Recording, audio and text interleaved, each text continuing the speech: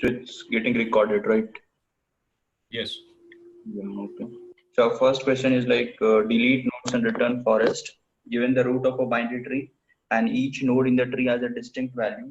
After deleting all the nodes with a value to delete, we are left with a forest. So return the roots of the trees in the remaining forest. We may return result in any order. So here like 3 and 5 is deleted. Apart from that, everything it will be returned because once 3 is deleted, then 6 is a leaf which is a tree in itself, and again 7. And for here we can here 5 is deleted, so 2 will return and 1 and 4. Yeah. So regarding the constraint is like number of nodes in the tree is at most 1000, and each node has a distinct value between 1 and 1000. And to delete will contain distinct values from 1 to 1000. Yeah. So how do we proceed here? So all the node values are distinct, so there won't be any duplicates. Yeah. And also the way they are shown here in the example one, it seems to be a sorted one, but it won't be, right? It won't. Yeah. It will be in any order. Any order. Yeah. Okay. Apart from that, yeah.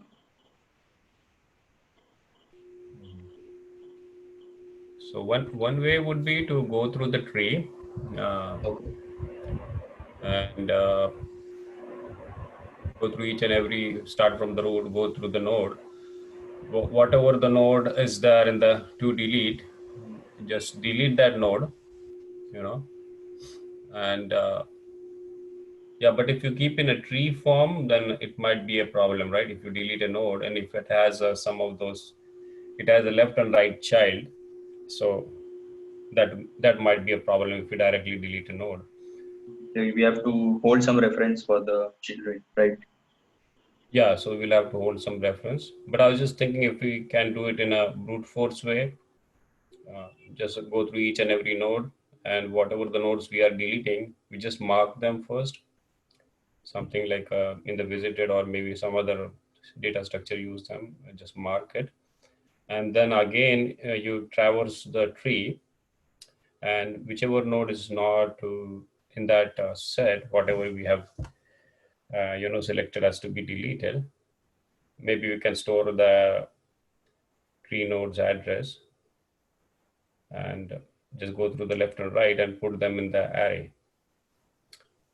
Will that work? Yeah, I'm not sure. Yeah, should I think, right? I mean, the brute force level. Yeah, I don't think so. That might be a brute force. Yeah, but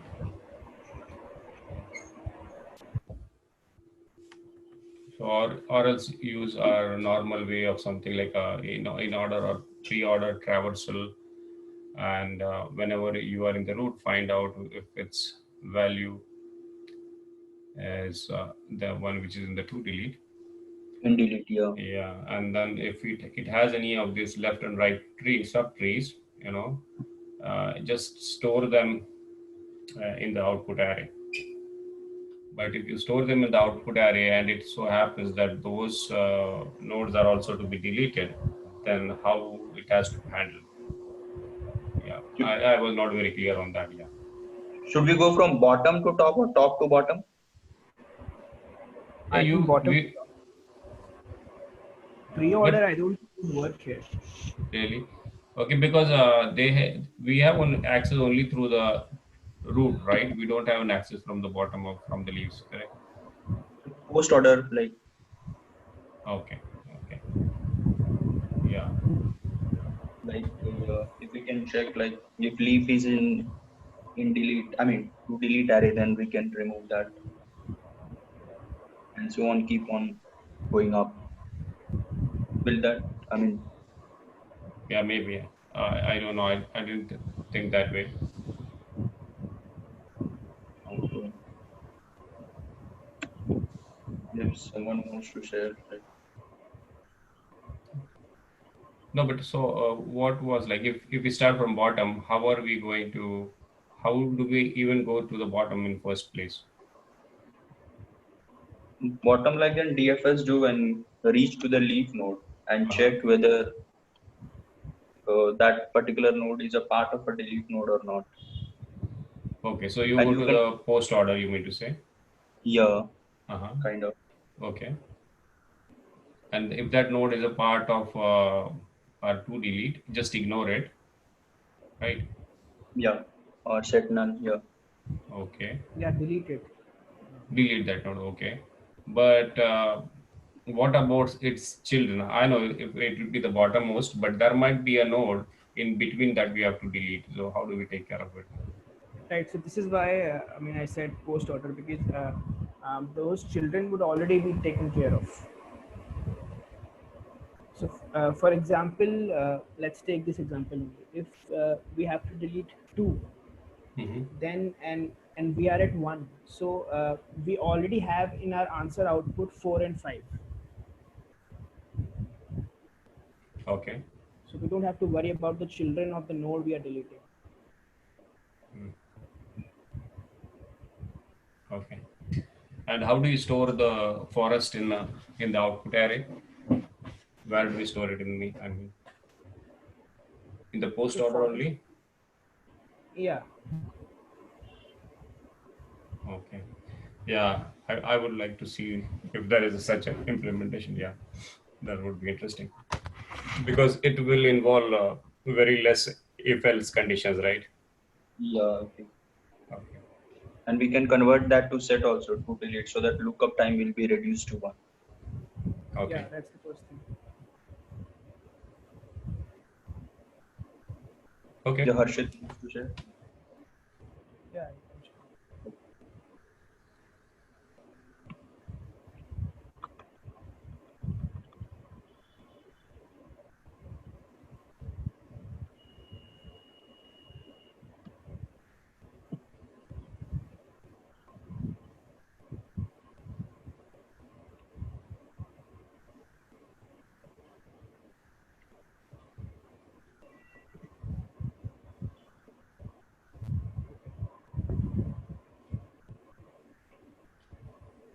So the first thing I'm doing is I'm putting all these elements to be deleted in a map.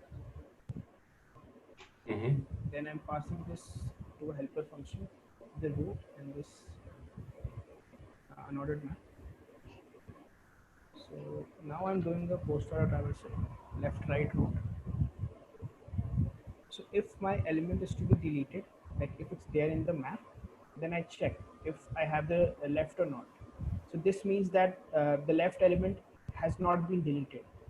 So I push this uh, root of left in my answer, and similarly I do it for the right.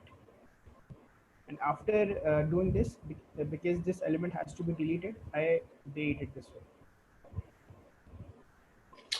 Oh, okay, okay. Because you come in post order and you know that you have to delete the root, so you already have your children with you, and then you can easily put them in that array. Oh, makes sense. Yeah, Yeah. this looks a very clean solution. Yeah, and one more thing, I am not handling the root here, the root node. As you can see, I'm only pushing the left or the right. So if my root hasn't been deleted till now, I am handling it here. If my root is there, like I have not deleted the root, then I push that root in the answer. Or the first one you mean to say, the very top Yeah, row. the Uh-huh. top one.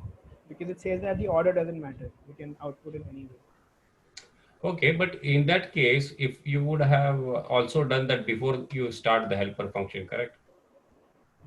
Yeah, If in order, No, pre-order no, kind of. not the in order. On line 40, you did this on 46, 47, 48. Instead of that, you could have done before 45. Big, But I also want to know the remaining tree, right? So if I do this part before helper, then the exact original tree would be uh, in my answer. no, because you are actually, these are dealing with the pointers, right?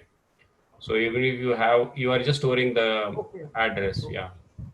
I think that might also work. Yeah. But I that pointer would be modified only when I call this function, right?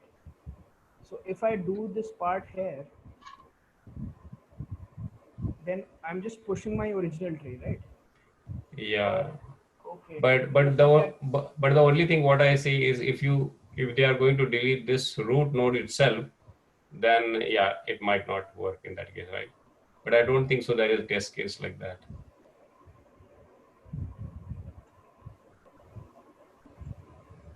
Oh yeah, they are deleting that. Yeah, Yeah. yeah, they are deleting the root itself.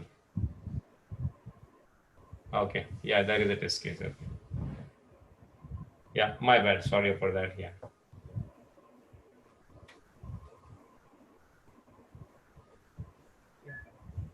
Yeah, good. So So overall, it's 4 and only, right? So Uh, one thing I had a bit of trouble in. So this helper function, I'm passing the pointer. All right. So mm-hmm. pointer is just passing the address, right? So I tried to run the code without this ampersand. It was not. I mean, it was. I mean, not using the original tree. It was taking a copy of this tree.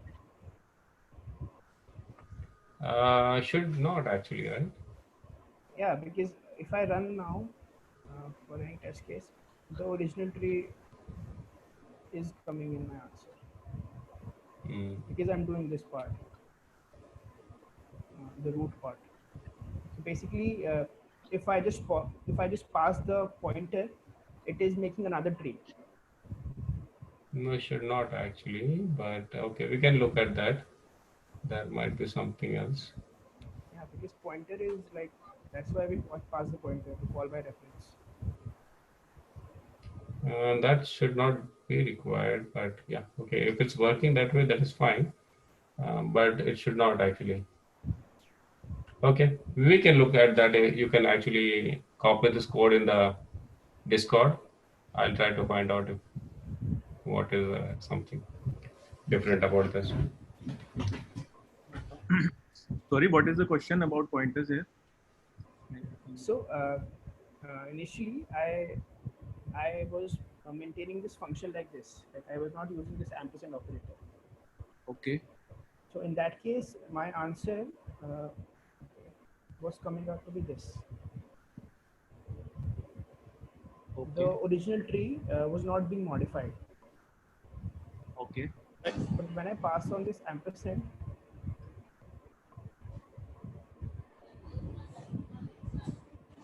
this shows that the original tree is modified. So probably in the first case, it is going to pass by value. Yeah, that's what it looks like, but it shouldn't be right. Pointer is Oh, you like can just passing the address only. no. You can just use printf %p to print the value of root in the helper function as well as in the root function, and it will print the pointers. If these pointers are not same, then it's a pass by value, right? Yeah, that I understand, but when you pass a pointer, it is passed by reference only, right? Every time. So it depends on how you are deleting it also, right? So because the deletion is more important here. So yeah, maybe. So you are deleting the root. Actually, I would say you should. Okay, you should delete the root. That is fine. Whatever. I don't know. Maybe we'll have to debug this. Let's take that later. I think yeah. Yeah.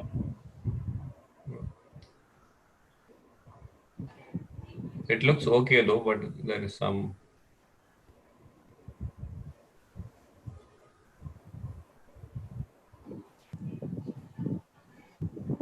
Okay.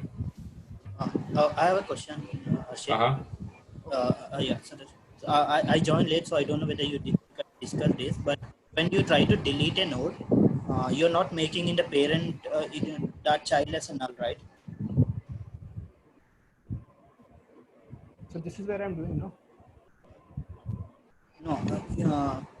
So if suppose in the example we have 1, 2 as a child of 1, if you're going to delete 2, you're not making 1 dot left as null, right? Yeah, that's a good question.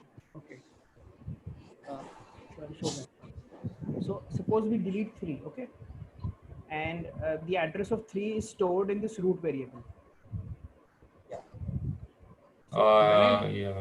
Mhm. root as null, what this is storing also becomes null because of this.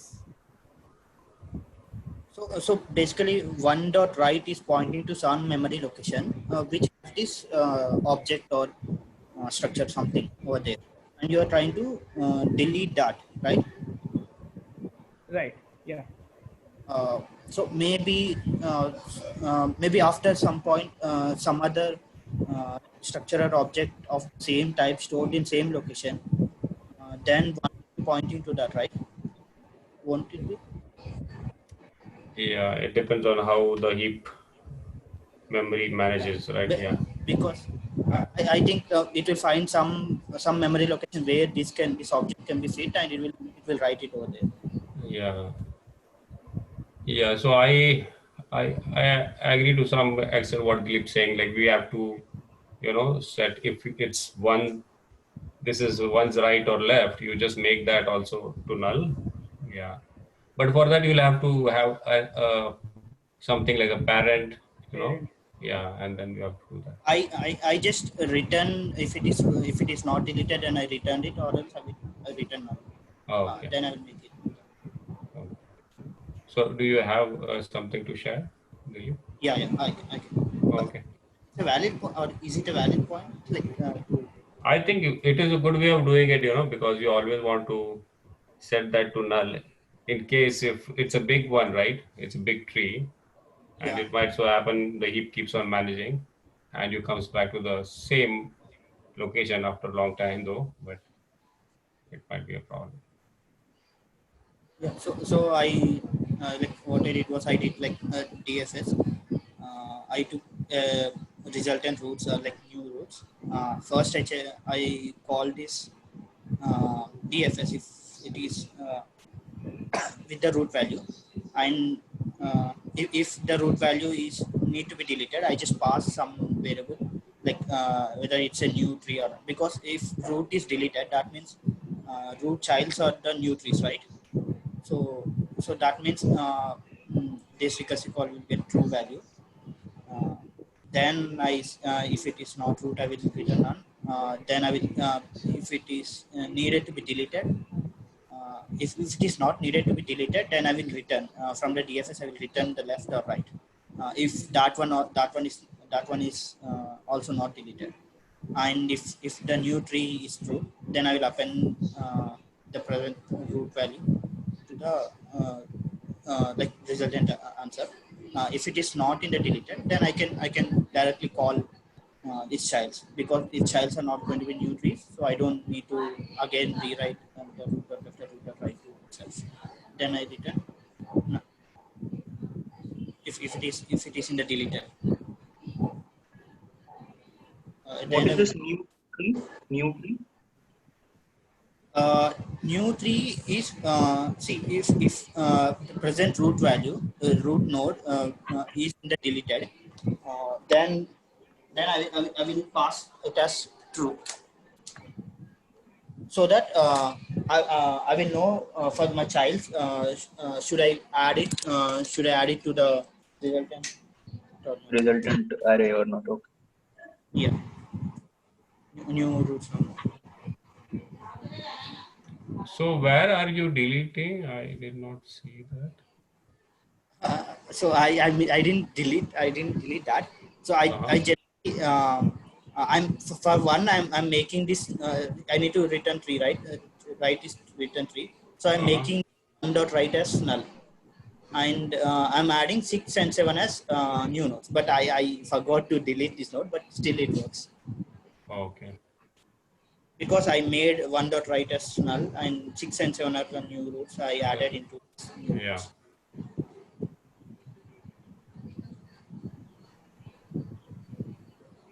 Okay. So you are doing a sort of pre-order. Pre-order, yeah. Yeah.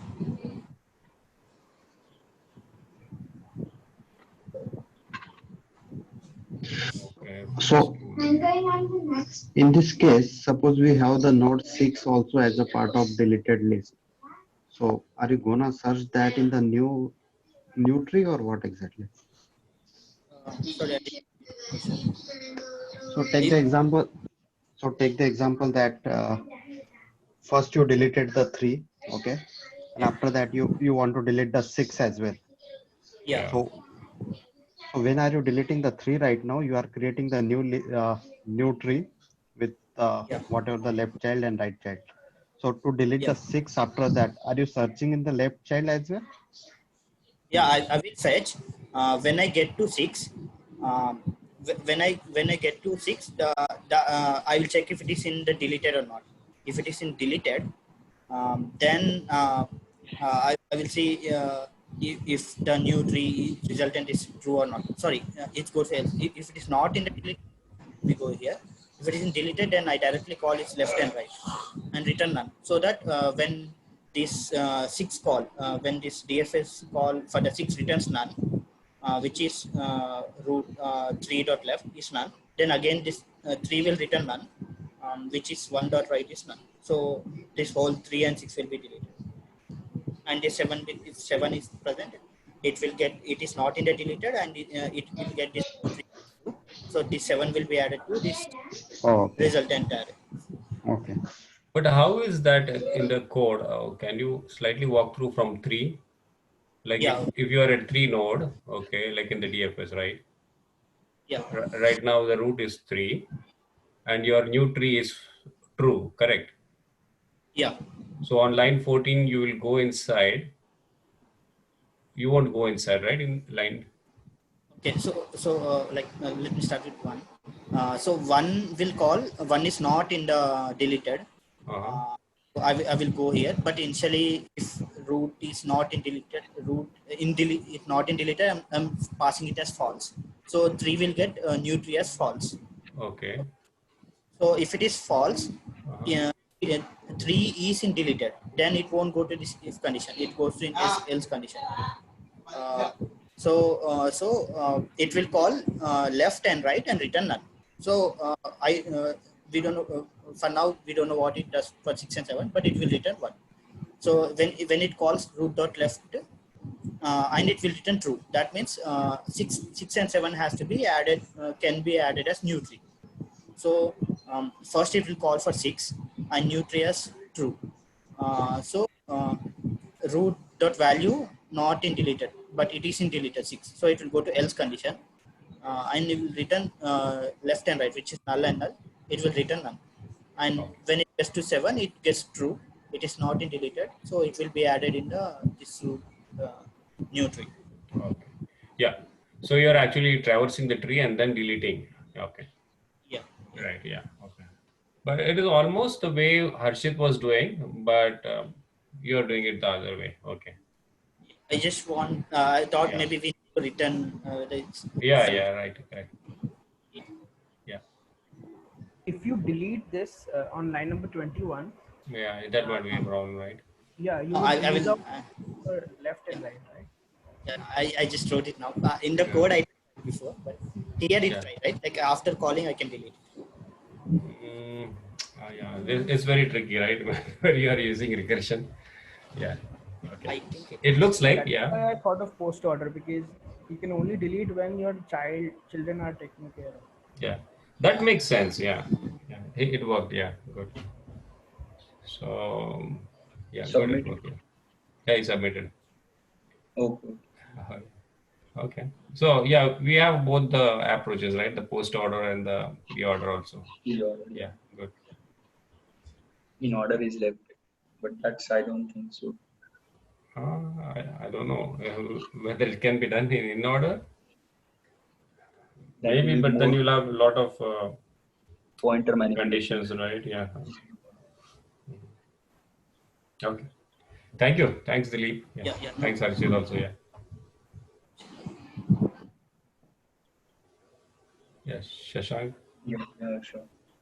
So mine is like almost similar to Dilip itself, pre-order.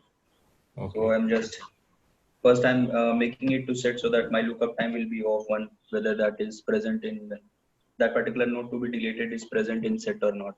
And this is the resultant array. And I'm calling this helper function with root with the root 1 and is whether this is a root or not. As true, I'm passing. This is one of the base condition. If it is not a root, then just return none. Now I'll check whether that root, the root which I'm at present, 1, is it present in delete set or not. If it is present, it will return true. So then I'll check whether that 1 is a root and this value, whether that value should be deleted or not. Okay, so if it is true, so not of true, it will become false, it won't enter. So only if it is false, then it will append it to the resultant array. Else I'll just do root of left, same thing, and root of right. And at last I'm returning none. If the root that you want, if the root that is deleted, if that is true, that gives you true, then return none. Else else directly return the root what you are having. Okay.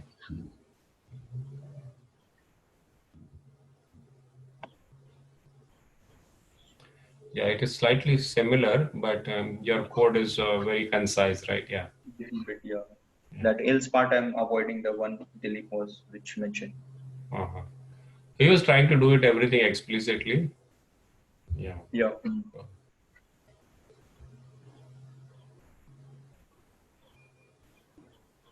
Yeah. Okay. Okay. So we can switch to next. Yeah. Or any questions here? I don't think so. No. Oh, sorry. Your next question. So this is a fraction, addition and subtraction. So given a string representing an expression of fraction, addition and subtraction, you need to return the calculation result in string format. The final results would be irreducible fraction. If the final result is an integer, say 2, we need to change it to the format of fraction with the denominator 1. So it will be 2 by 1. So this is finally reduced to this minus 1 by 2 plus 1 by 2, 0 by 1. And this is 0 plus 1. I mean, these two will be cancelled itself, 1 by 3. Mm-hmm. This is minus 1 by 6 and so on. Note are like we'll have these characters 0 to 9 slash plus minus, and fraction, the normal definition of numerator by denominator. If the first input fraction or output is positive, then plus will be omitted. And input contains irreducible fractions. Yeah, so you cannot further reduce yeah. Reduce it, yeah. Where the numerator and denominator of each fraction will always be in the range from 1 to 10. 10, yeah.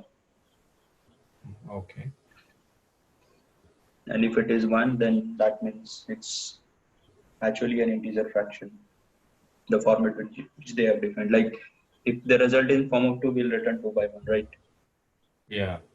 But what if, because I think the way it won't be, it's not supposed to be a prime number. It can be any number. Okay. Yeah. Okay. I thought it will be a prime number always, but not required, right? Yeah. It need not be. But it can be more than 10 also, correct? No, in 1, 2. For fraction value, you're telling, numerator part. Okay, the numerator part will always be between 1 to 10. Yeah. 1 to 10, yeah. Okay, so no overflows also because it's going to be in a 32-bit int range, yeah. Int range, yeah.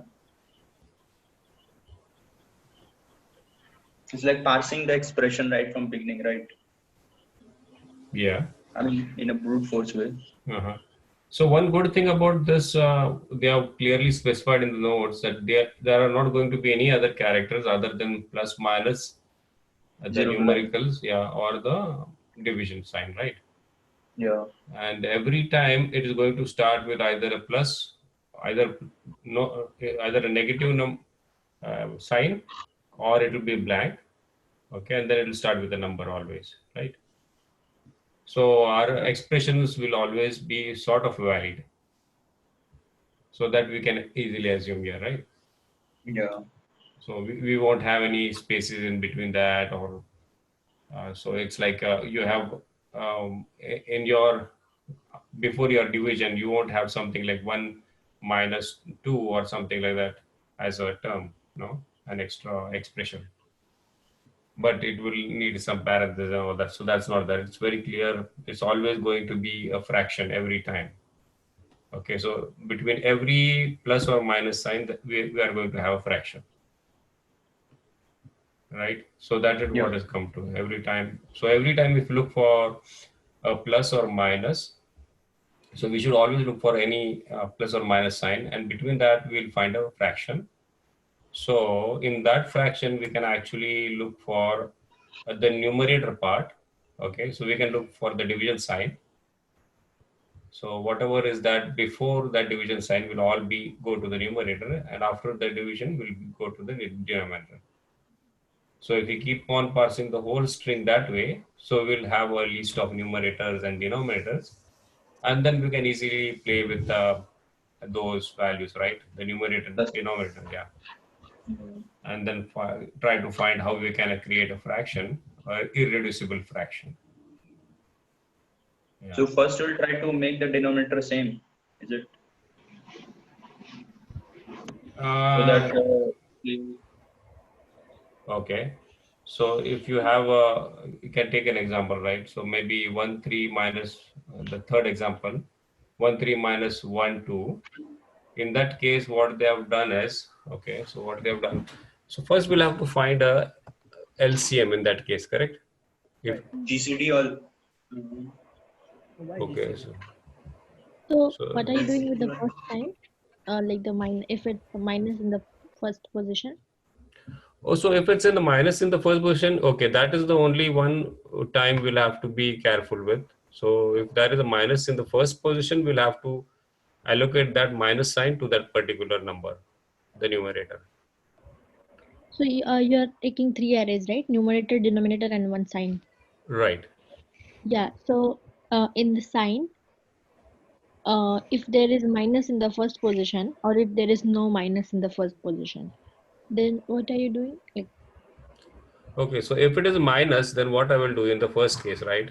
So what I will do is, if I have, if we can say a sign array or maybe a sign variable, so I will assign a sign like -1.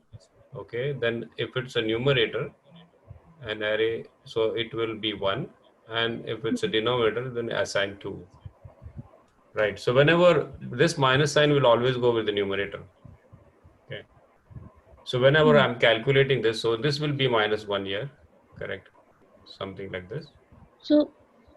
so you're maintaining 3 arrays, right? Like sign array, numerator array, and denominator array, right? Right, right. I would prefer that way. Yeah, but Yeah, we can do it differently. So maybe we can do it like this also, right? Whenever we get to a fraction every time, we find these 3 variables. Okay. So as soon as we have a -1, we assign it to the particular numerator. Okay, multiply that -1 with that numerator. So make that numerator as a negative number. Right. So we don't maintain the sign array. Okay, something like in this case, -1, and always have an addition between them. So when you are actually doing what you say, evaluating the whole expression, so at that time this will be taken care, correct? So this is just I'm thinking aloud. It might, I think it should work, right? Or maybe to make it consistent always, what we can do, like we are maintaining 3 arrays. So if there is no sign at the first place, then we can just make that sign, like if char at 0 is not minus, then just make it plus. Just make char of 0 plus, and then just append the plus at the beginning, so that it's consistent. Like in the 3 arrays, you'll get consistent value, like consistent number of elements, right?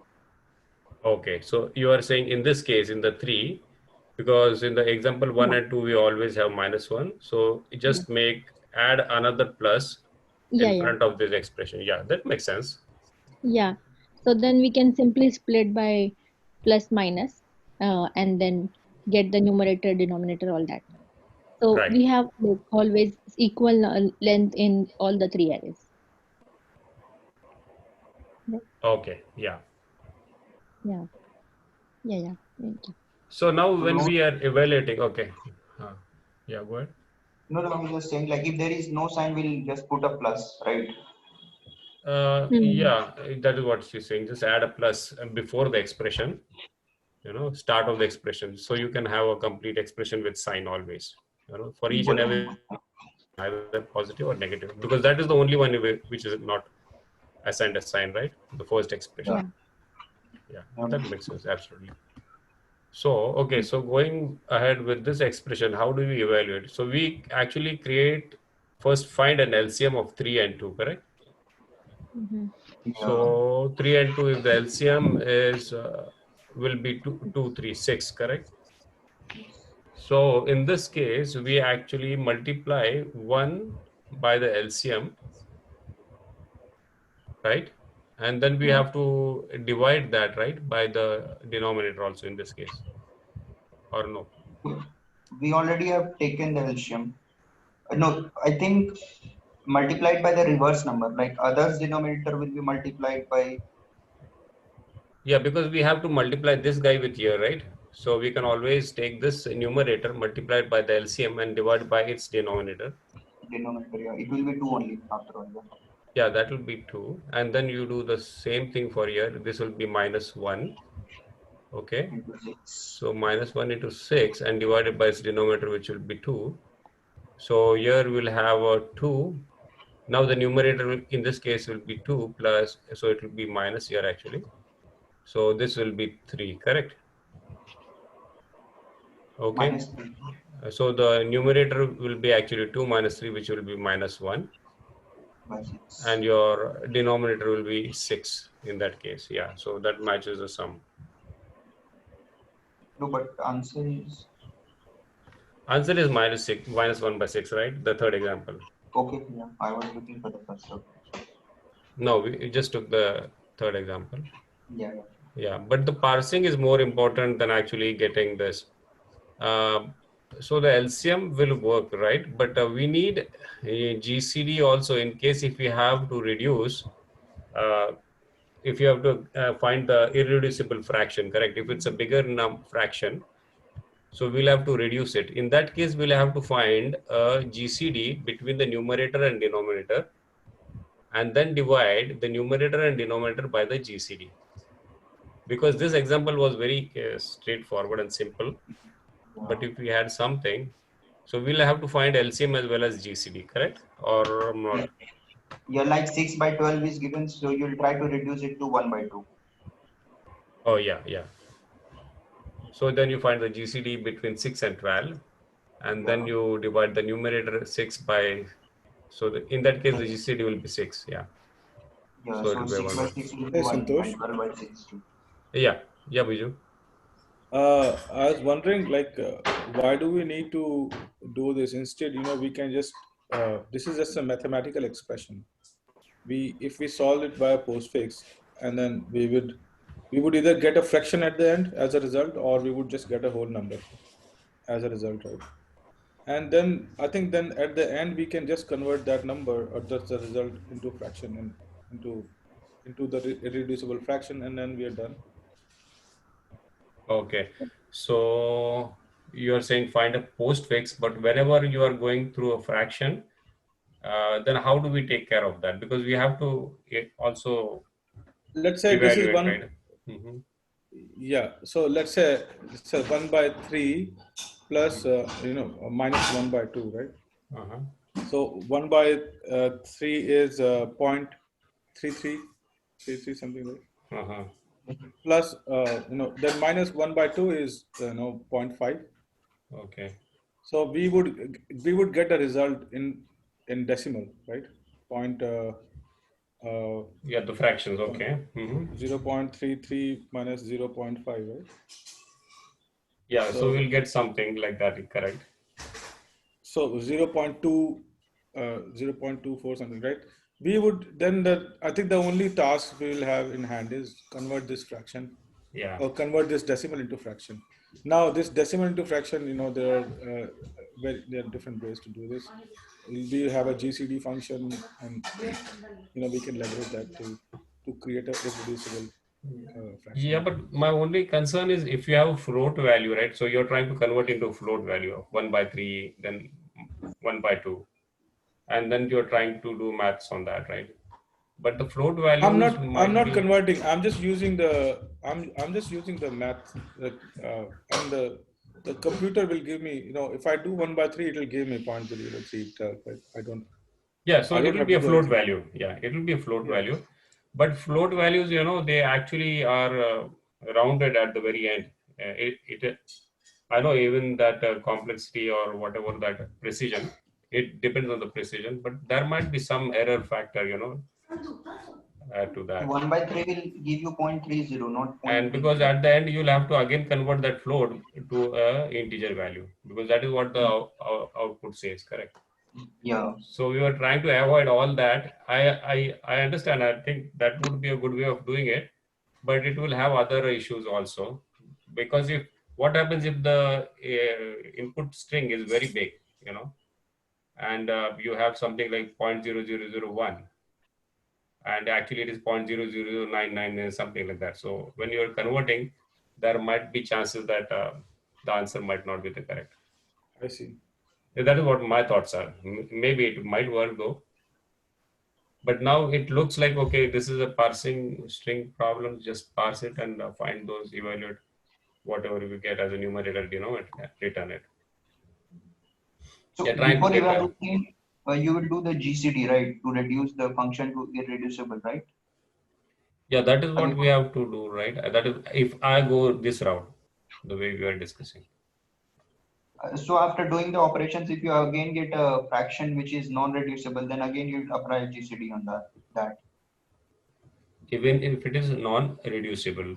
Yeah, but that will be a standard practice for all. Okay. No.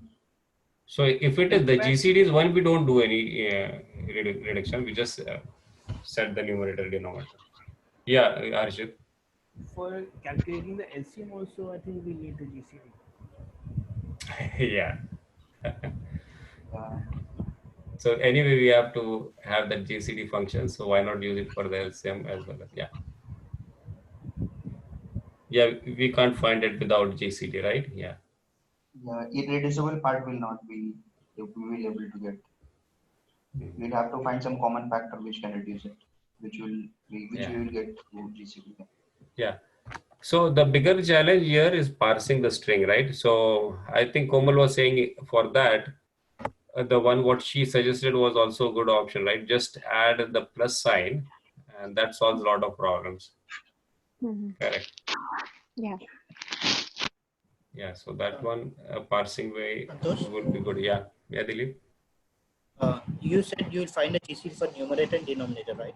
For each numerator and denominator according appropriate denominator, right? Yeah, because if we after evaluation, if we have something like 6/12, right? So we will have to Yeah. reduce this value. So we'll have to find a GCD of numerator and denominator. And we are finding the LCM of all the denominators. So someone said that we will use that GCD value to find the LCM. I thought maybe this GCD will be used, but I think we'll find again for all the denominator GCD and use that to find the LCM, right? No, It's like what Harshit was saying, anyway, if you're using this GCD function, but when we have to evaluate this function 1/3 and 1/-1/2, we are using help of LCM. So that LCM function internally will use a GCD function, correct? Yeah. So maybe if we implement it that way. So he said we already have a GCD function, so it is always, we have already implemented that, then we can use that. So it's not an additional implementation. Yeah. Okay. Yeah. So anyone wants to share any of their code in this?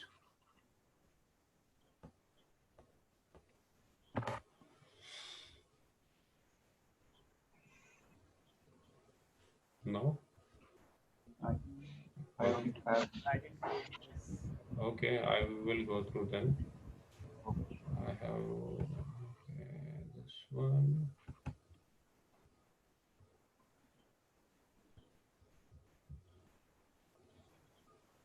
Okay, let me, I think I just went through some of them and what, okay, in one of the way what, okay, so this is the way. So this is our entry function, and this is a class or structure defined earlier. I'll just go through that later. It's actually nothing big.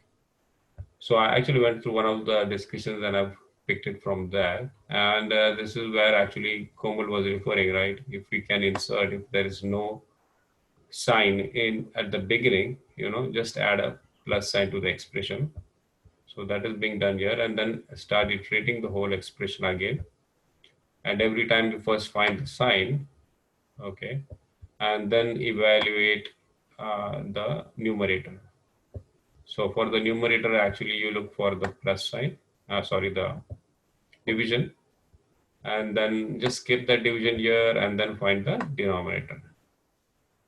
So N stands for numerator here and D stands for denominator. And then when you come here, you just pass that to the fraction, the structure as a numerator, denominator as a sign, and I'm evaluating that as a resultant output here. And at the end, just convert that resultant object to a string. So how that is done in the class here is, so this is simple structure, or maybe you could use a class also. But then this operator plus is overloaded here, and here actually it looks for this numerator. It first calculates, that would be the LCM first. It's trying to calculate the LCM of the previous one and of the current fraction, because it's overloaded operator, right? So it will already have one value which is already there in this class. So you first find the LCM, then you find the new numerator, and then using the GCD, you find the GCD of the new numerator and new denominator, and then you divide both of them to find the reducible fractions. And based on that, you also set the new sign. So whatever is the new numerator's current sign, based on that you assign that new sign. And just return the fractions, absolute and numerator, denominator, and the new sign, because we are actually storing the new sign separately, right? And at the end, you just convert it to string. So this is one implementation. So we have this GCD here. So LCM is again the same, like if you have two numbers, you multiply them and divide by GCD of the same, A and B. Okay. Product of two numbers here. Okay. Yeah. So because you will have to divide, right? If you're first multiplying both of them, and you just find what is the greatest common divisor for both of those, and just divide that number from, so you'll get a proper LCM. Okay. So this is a standard GCD. Okay. So this is one implementation. Yeah. So the others are also almost the same, but yeah. So any questions on this? Where are you said you are maintaining 3 arrays for numerator, denominator? No, actually it's not an array, but I'm actually using the fraction. So this is a class, this is an object. I'm always storing the values in this object.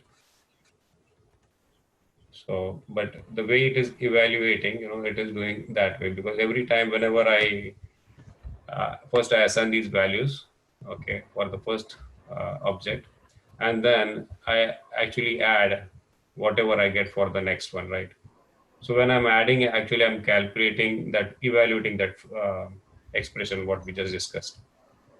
Just find the new numerator, denominator, and all that stuff here, and then again storing that in the same one, in the same object over and over again, right? This is the way.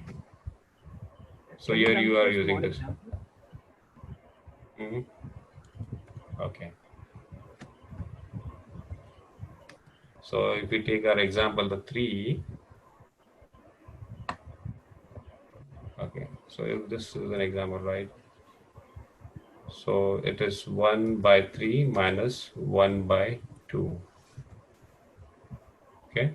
So in this case, your rest value will be 0, 0, 1. That is the first one.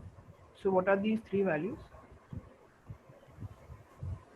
Okay, so this is the numerator, this is the denominator, and this is the sign value. Okay. Okay.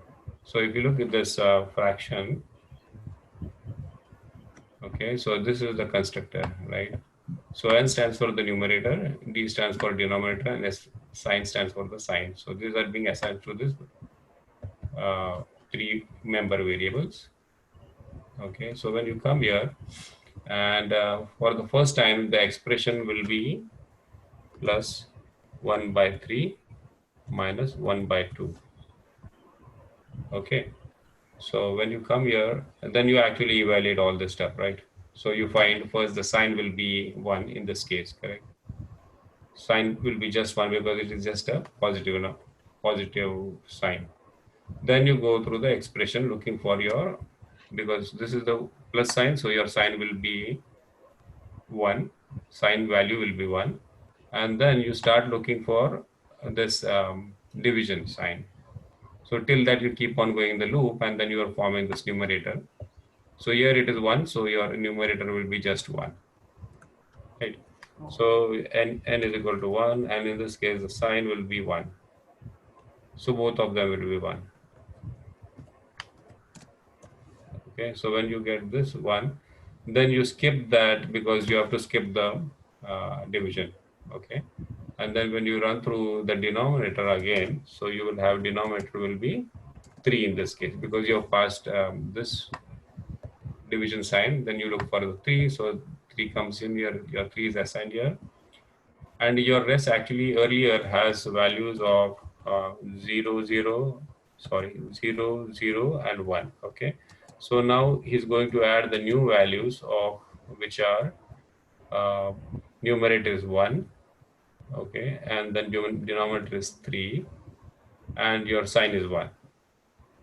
Okay, so they are just going to be added. So if you look at they are not going to do much in this because we don't have anything. That's only initialized value 0, 0, right? So all your new numerators, denominators are going to be the ones what we are actually going to assign now, right? So this will be 1, 3, 1. Right, so your now rest will be 1, 3, 1, and then you come again in this for loop. Yeah. Right, you look for this, yeah. So 1, 3, 1, and then so this will be 1, 3, 1, and now you start looking for the next one. So in this case, the sign will be -1. Okay, your numerator will be still 1, and your denominator will be 2. So your earlier value actually was 1, 3, 1. Now your new value, this is 1, this will be 2, and this will be -1.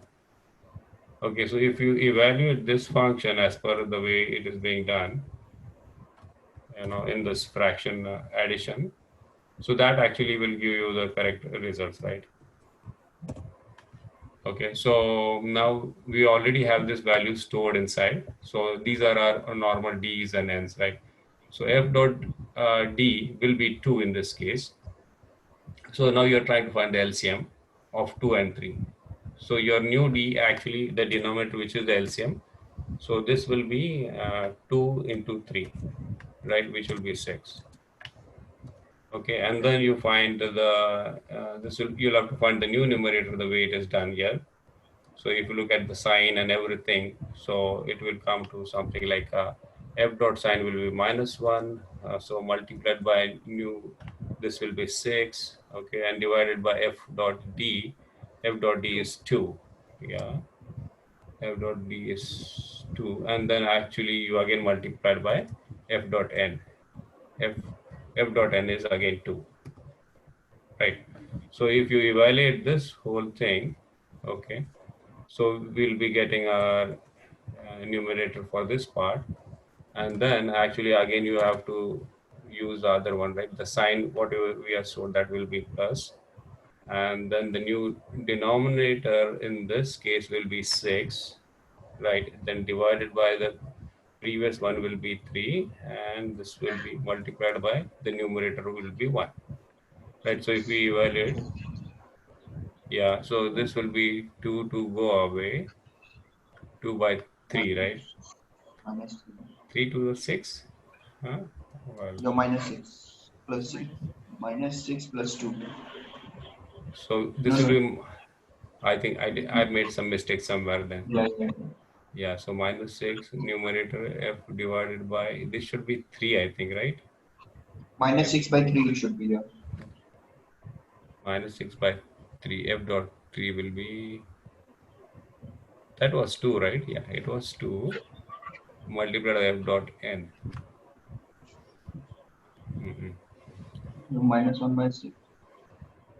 So this will be 6 divided by 2 will be 3. 3 into 6. Really? Okay. Let me see I what think it is. that should be 3, right? F into D into F into N is one thing. Here it will be. Okay, so f dot sign was minus 1. New D should be 6. That is correct. So f dot D was actually 2, right?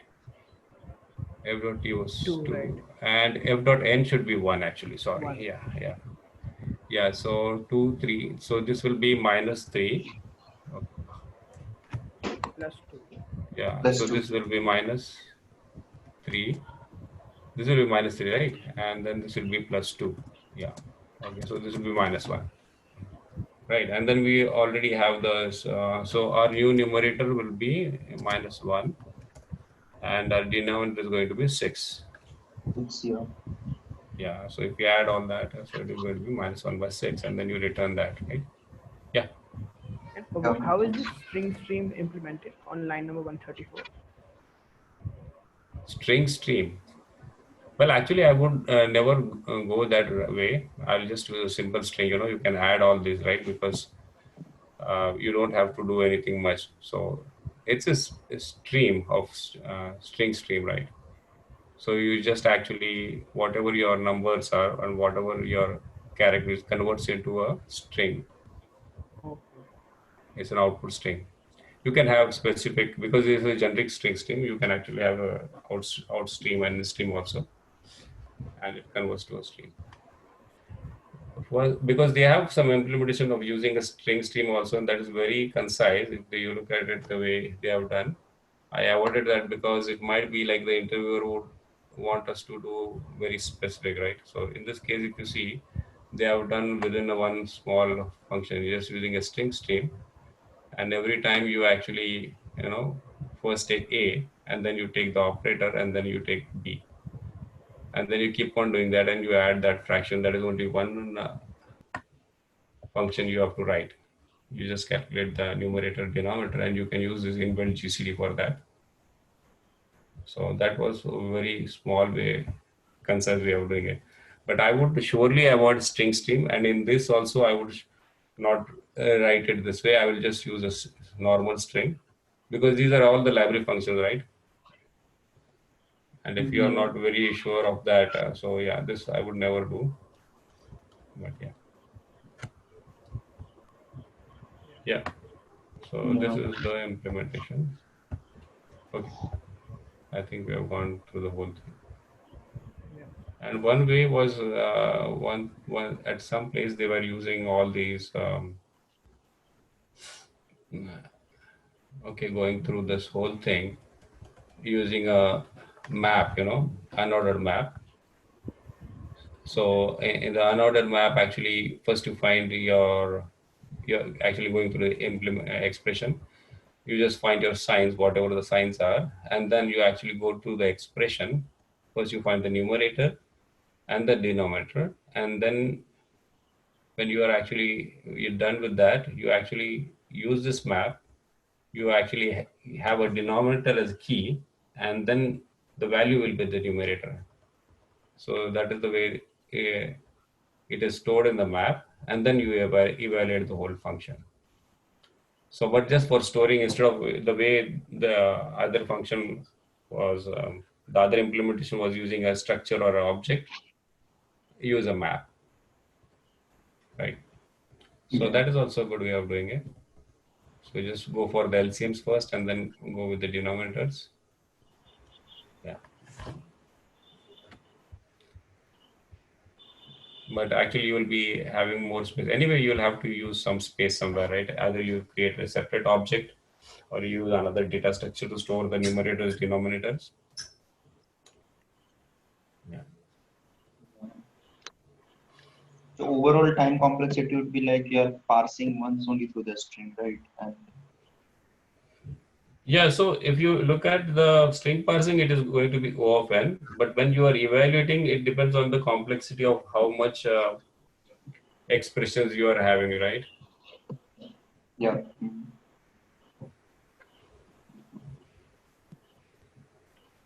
So next is like design hash shift. So without using any hash table libraries.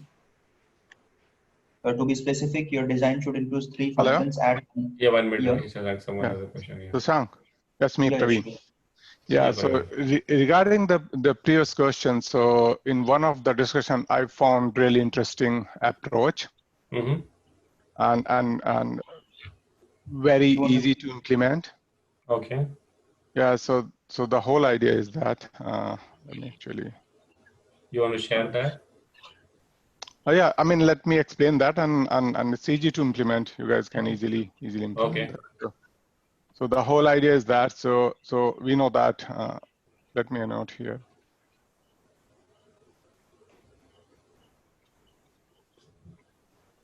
So we know that if my fraction is a over b plus, right? So it will be equal to a into b plus a into b over b into b, right? yeah. So in that approach, what he actually started that, he actually made an assumption for this guy. So start using 0 over 1 as a fraction, plus then you have whatever you have a over b, right? So in that way, the first fraction will be as it is a over b, right? If we get the, so when you start that and you start reading your string stream. So let's say if we take that input, input is, let's say, minus 1 over 2 plus 1 over 2, right? Yeah. So that is my input. Mm-hmm. So when it actually start reading that, so it's start parsing the string. So initially when it parsed that the first part, this guy, so a is equal to -1 and b is equal to 2. Mm-hmm. So when you evaluate this guy, so after evaluating that, your a is equal to a into b plus a into b, and b is equal to b into b, this guy, right? So which two equations you are evaluating to get that? This is your final output when Yeah. you actually get that. So this is your new a, and this is your A new dash. b. Okay. New a and new b, right? Yeah. Equation 1 and equation 2. And now you get the GCD like Santosh was doing for a and b, Mm-hmm. right? And trim these value, new a over equal to z and b over equal to z, right? So this is now your new AB, right? Mm-hmm. And now read the new token and repeat again. And finally, you will have your output numerator in A and denominator in B and convert into the string. Mm-hmm. So here you are avoiding using a LCM. Yeah. Yeah. Yeah, makes sense. GCD, you are taking of the new numbers A and B. G equal to G. Yeah, yes. GCD of this new number. A dash B dash. Okay. Yes. Yeah, this is a very simple way of implementing it, right? Looks very Yeah, crispy. so let me share my screen. So Please, yeah. really, it's just, okay. How to share.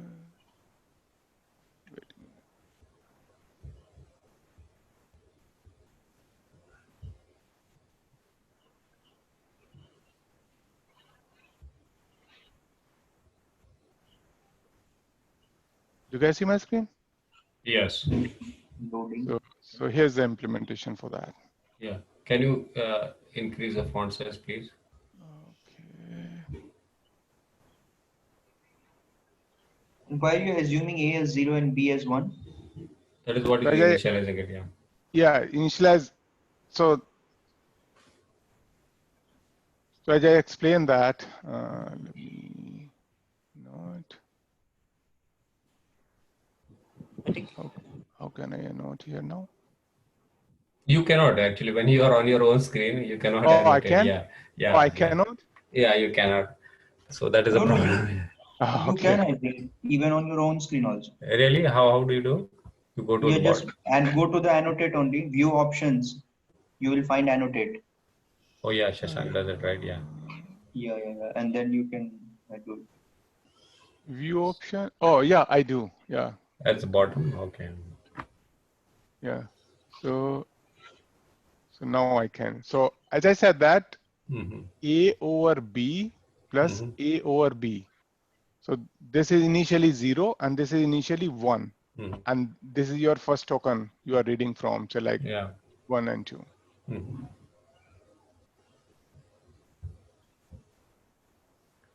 Right.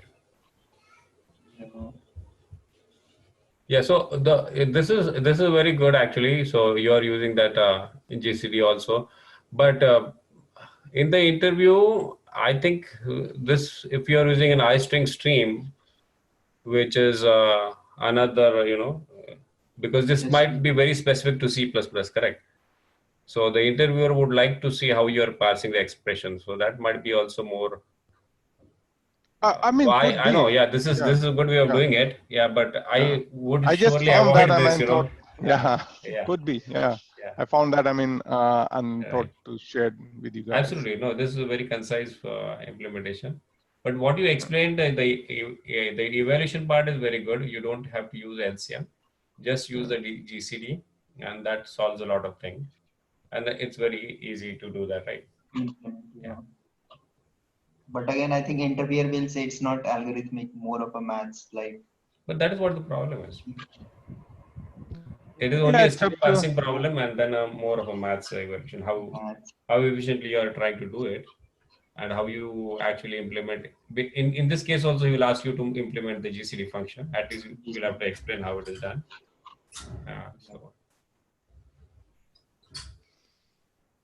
Yeah, that's good. Yeah.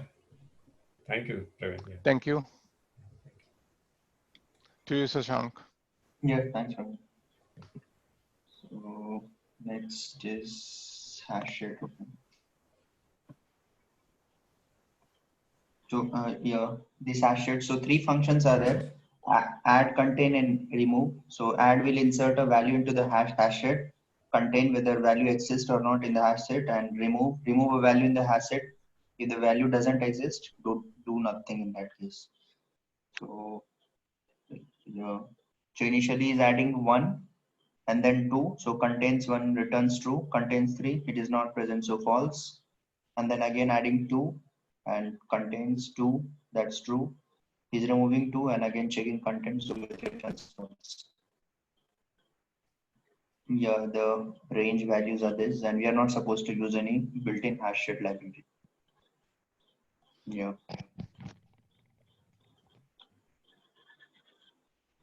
Okay, in this case, in example also, when he's inserting duplicates, correct? He's inserting duplicate, which is 2.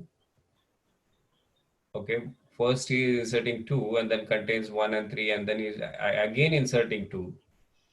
So do we have to insert duplicate, or we just ignore it? Even if you insert it, the only one value will be present in your Hashit, right? You can ignore it also.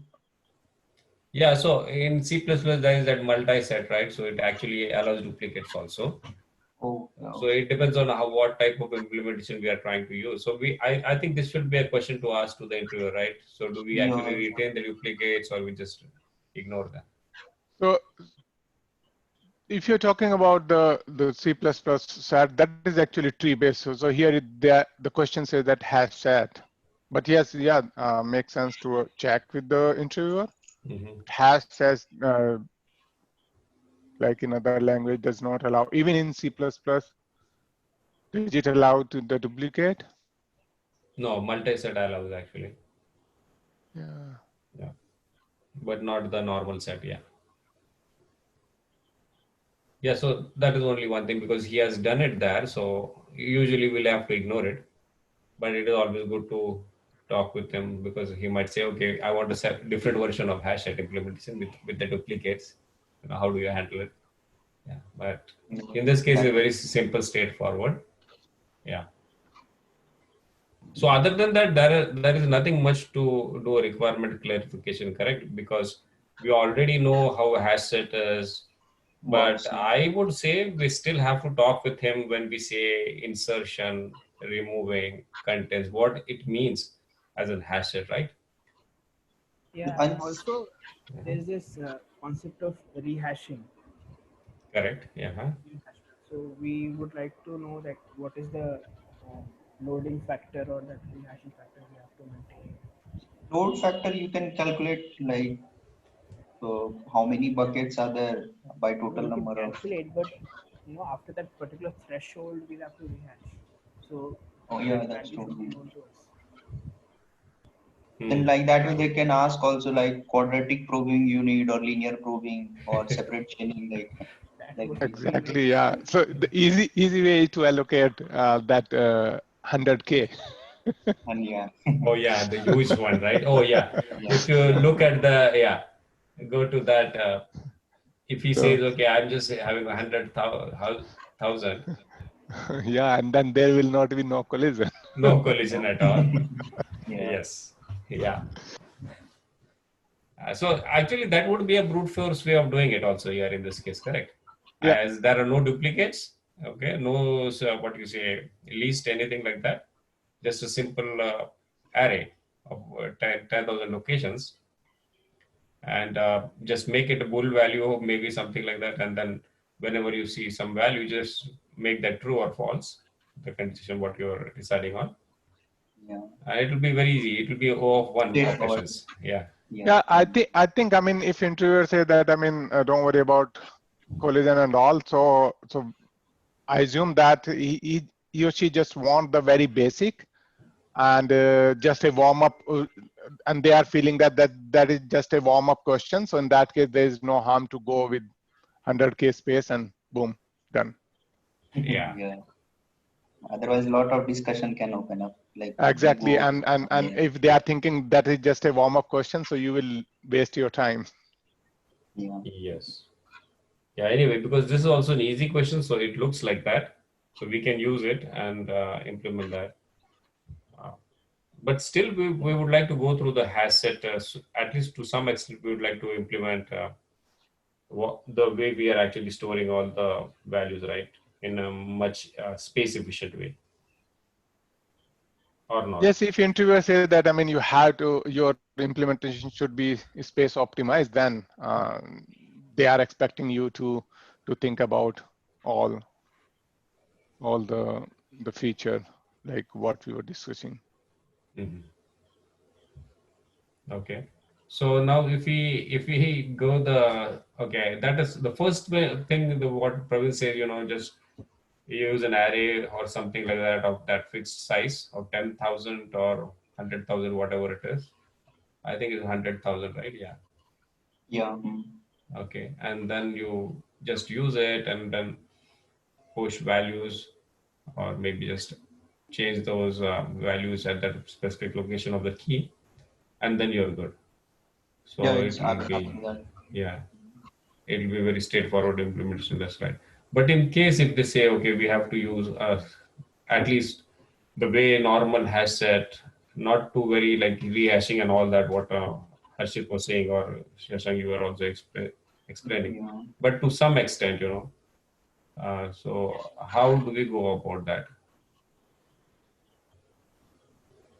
So one easy way that we can define the predetermined allocation, and then for collision we can use chaining or something like that. Right. I think that will become then a system design question, right? But this Yeah. looks sort of a design question, correct? Yeah. Because whenever I look at, they have a couple of function calls here anytime. It seems to be a sort of design question, not a system design, but a design question. I mean, more like subjective it will become like, then what kind of hash function should we use? And then what Harshit was saying, like regarding rehashing and load factor.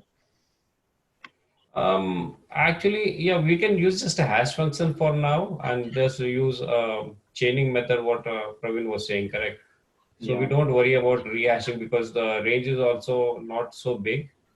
You know, we can easily manage to some extent, right? Yeah. Using some buckets, some bigger buckets, maybe something like 1,000 range buckets, and then keep on using a chaining, maybe a least area of least, something like that for each and every bucket. Yeah. Yeah. And then whenever Yeah. you hash on, yeah, go ahead. Just mode base. We can use mode base. We can define size like 100 bucket or 1,000 bucket and use the mode to get the correct bucket. Yeah. So that will be a hash function. So we have specified a bucket size, maybe 1,000, and then you do a modulo of that on the key, and then you put whatever your return value from that hash function, use that as a bucket index, and then put that value in that list, right? Yeah. So you just append it. So Right. whenever you are actually trying to look, you just have to look for the 100 values, because 10,000, 1,000 divided by 100,000 is going to be 100 buckets, right? No, 1,000 buckets, but only 100 such elements in a list, max. Right. Yeah, so 100 lists going through even O of n is not a big thing. So that would be the easiest way of doing it, right? Yeah. Oh. Straightforward. Only thing I would like to add here is that at line number 6, probably we should take an prime number in Shashank's code.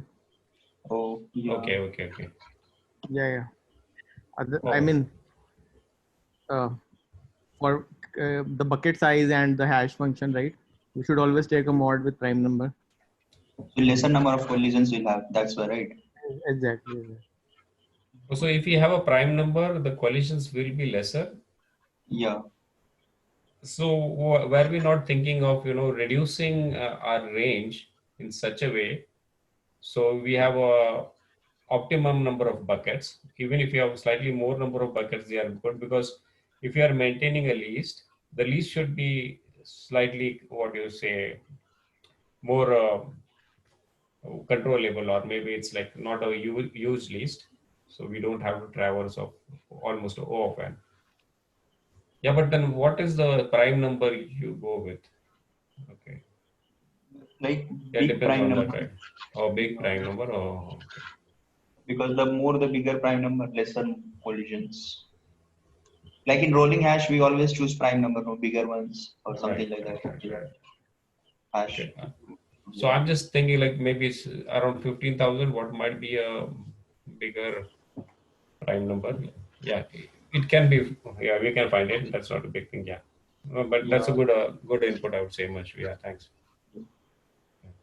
So other than that, then you just implement a list, right? Array of list. List. Yeah. So when you add, you just append to that bucket's end of the list. Or then when you want to remove it, then actually you will have to traverse the whole of that string, correct? Whole of that list. That will be sequential, and that will be a slightly expensive operation. Remove as well as contains also.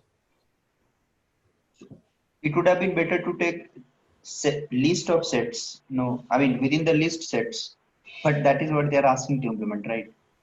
Oh, we cannot use any built-in functions. No, here. Oh, yeah, we can't use that. We can't use that. So that is fine.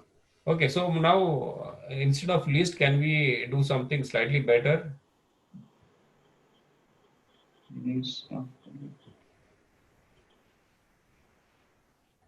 So some of them are saying like use a binary search tree. So when instead of using a linked list, use a binary search tree.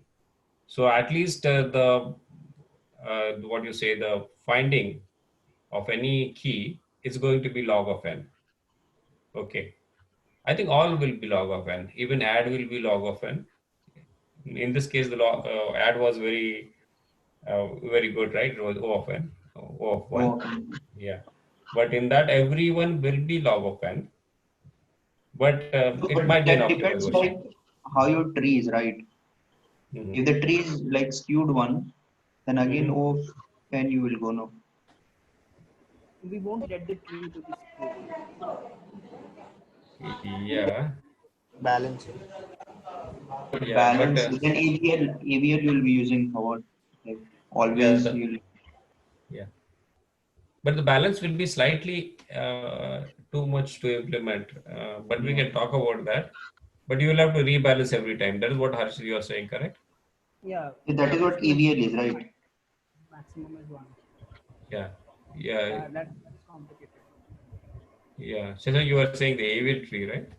Yeah, I mean balancing after every certain point you will rotate. Like whenever you see the difference between left and right nodes is greater than 1 or 2, something like that, then again you try for Yeah. balancing. So balancing itself will be a big intro question. Yeah, exactly. Then Right. again they'll forget about set and all. You change the track, like they'll start Yeah. questioning on AVL. But if it's the question of just implementing a hash set, in that case, we can mention, but we can say, okay, it's going to take a big, long time if you want me to discuss.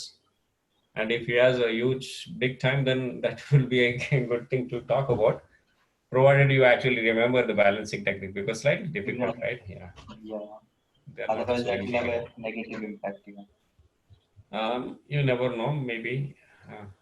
It might be a good thing to discuss to some extent, at least you might be also trying to understand it. Yeah. So, but if you think, okay, the balancing is not a big deal, if we have a very controlled number sizable BST, so that won't be a big of a deal, right? To balance and all that. If it's like 100 nodes only in a BST, even if it's a skewed one, maximum in few cases it might be a worst, but still it is like a form of a least, correct? So that should be still okay. So if he still wants to implement the tree, then we should be possible. But because you know what's going to happen in a tree, the more interesting things will be how do you insert it, okay, and how do you erase it, remove it, because Insert. deleting is slightly tricky in a what do you say, binary search tree, correct? Because when you are deleting some node in the middle of the tree, you'll have to find the successors and predecessors and all that stuff. Predecessor, Right? yeah. You'll have to take care of it. Yeah. Adding like you will compare with the root and whichever side you find suitable. I mean, Yeah. either left, yeah. Your deletion will be like bit intricate again. Like you'll have to keep its children. Right. So but tree is not it's also data structure, not built-in data structure. Yeah, but we won't use that. We'll just construct a small class, okay, or maybe use a built-in tree node. There is a tree node structure also implemented, right, which has just a value and then left and right nodes. Okay, so we can use that. I think most of the languages will have, or maybe you can just create a separate class.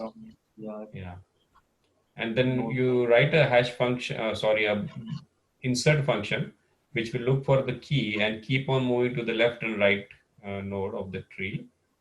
And then if he finds that, okay, because we don't want to insert any duplicates, if he finds the same key already existing, he just returns from there.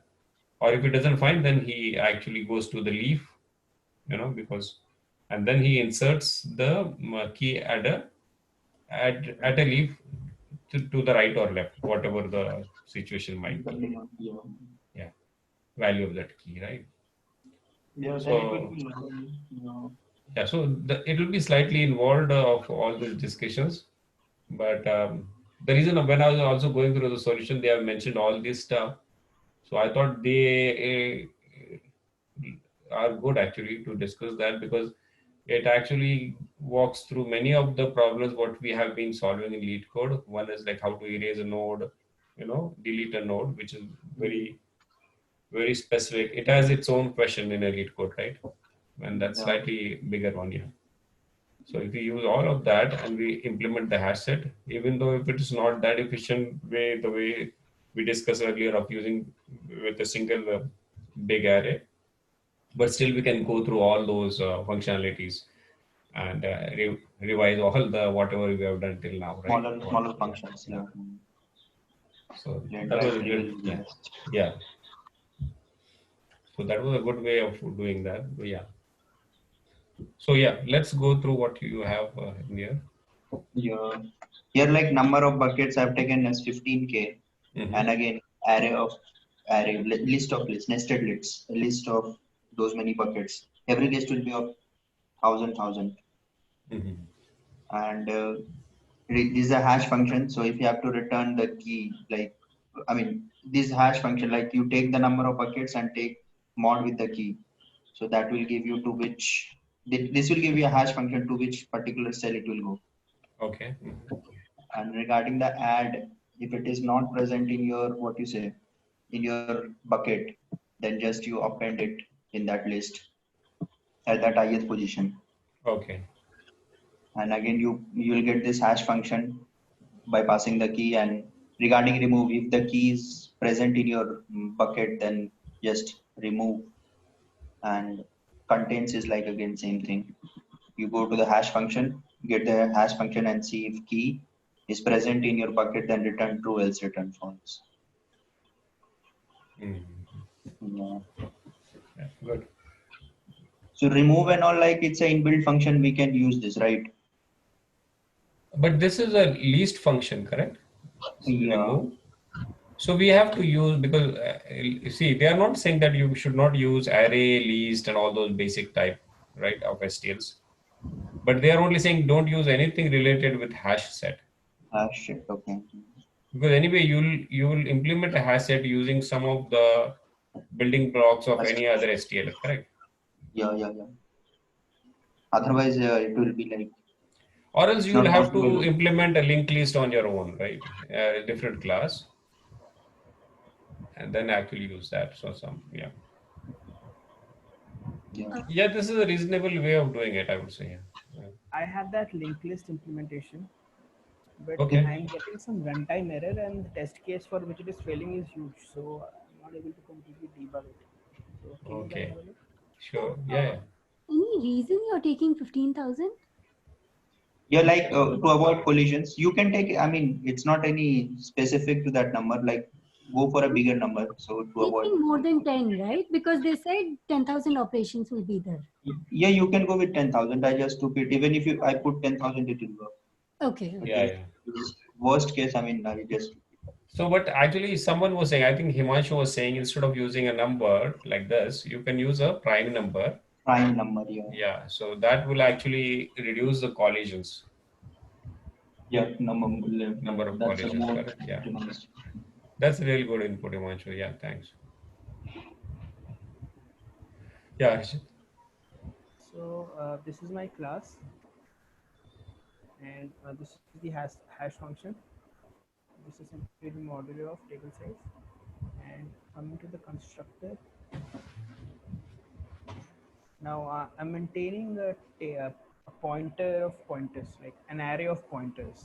And this is the table size and this is the current size. So I've initialized my table size to be this 30, and this is the initialization part. Now coming to the add part, so basically my every element in this table of I is a linked list basically. Okay. Now I come to this add function. I find out the hash. So for example, if the key is 5, so this will do 5 modulo 5 initially, this hash function. And I would get the index. Now this is my linked list now. So this part is to check whether that particular element is already there in the linked list or not. So if it's there, then I simply return. Otherwise, I am making a new node out of it, and attaching that node left to the head. Pointer of next becomes my table of index, and my table of index is the pointer, and I increase the size. Now, if I'm maintaining this as the load factor, because in the STL, this is what it is, like as far as I know, 0.7. So if this becomes greater than or equal to 0.7, then I call this rehash function. So this could have been skipped for this question, but I had done it this way only. Okay. So it's a private function, rehash function. So this is the old table, and so I basically double my size. Now my table size become twice as this, and I just copy the nodes into my new table. That's all I'm doing. So for every old table element, I am just copying it, calling the add function again, and yeah, that's the only thing. Oh, so when you are adding, you are actually adding it based on the new table size, correct? Right. Yeah. So then yeah. So you are not actually copying, you are actually using the new hash size. Right. That because now the index would be different. Correct. Yeah. So for each of that element in that bucket, now this is the bucket, right? Old table of I. For each element in that bucket, I'm adding that. So add would be same, like calculate the hash first and then add everything. So basically, I'm transferring my elements to the new array of double the size. So I'm just traversing through every bucket and adding that, and this would be done for the entire old array. So this is the rehashing part. Now coming to the delete part. So it's just simply a deletion of the linked list. So I first find the hash that would give me an index where that particular key is there, like somewhere in that linked list. Now I'm using this dummy thing. Dummy of next becomes my head, and I initialize this to be the dummy. Now, if my temp of next of key is equal to the key, I just move one step forward, store this node of x, and if it's the head only, then I make the head as null, and I shift my next to one ahead, and then I delete. So this is simply like deletion in a linked list. Deletion the head of the linked list. Yeah. Okay. Yeah. So this is what I'm doing. It's a void function only. But for this, I mean, the test case I'm getting as true, but for the submission, I'm getting it as false. Oh. So there might be a test case which actually is looking for. And this case is huge.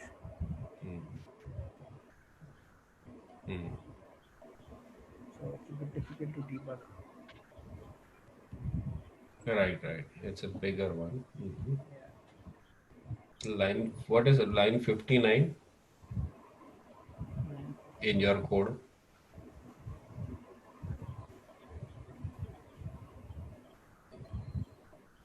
So yeah, when actually he is looking for this guy somewhere on line 59, the head key equals key. I'm not sure whether this is the same implementation which it gave a runtime. So if you look at whatever it says, you might get a clue there. Okay, I'll have a look at this. Yeah. So he's saying misaligned address over there. How it would look like, I didn't get, like with linked list, some pictorial representation. Okay. Like it will have, is it what like next element when comes to the same cell, it will go in a linked list fashion, is it? Right. Yeah, it will go to the back side. You will always append, the same thing what we do. X2 will go like this, right? Yes. So you will just keep on appending it. So he's still going to do the same way. Like when you want to look for anything, he'll start from the head of a bucket, and then he will sequentially go to the end. Right. No, I'm adding at the head only.